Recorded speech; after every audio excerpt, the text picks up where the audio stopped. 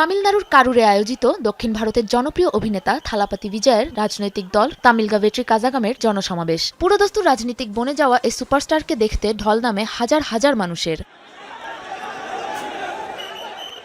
প্রিয় অভিনেতাকে দেখতে প্রায় ৬ ঘন্টা ধরে অপেক্ষা করছিল ভক্তরা। সময়ের সাথে সাথে বাড়তে থাকে মানুষের ভিড়। এক পর্যায়ে ধাক্কাধাক্কিতে ক্রমেই বিশৃঙ্খল হয়ে উঠতে শুরু করে পরিস্থিতি। অচেতন হয়ে পড়ে শিশুসহ বহু মানুষ।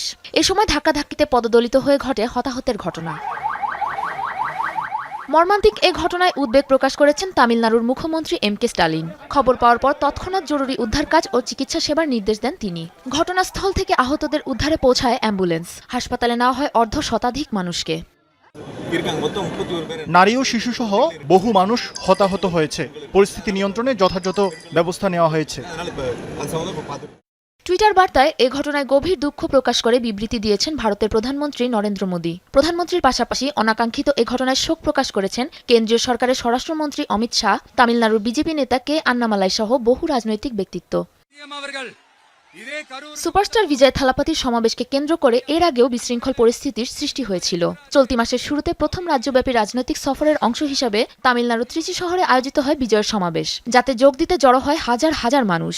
ব্যাপক জনসমাগমে প্রায় ৬ ঘন্টারও বেশি সময় ধরে স্থবির হয়ে পড়ে পুরো শহর।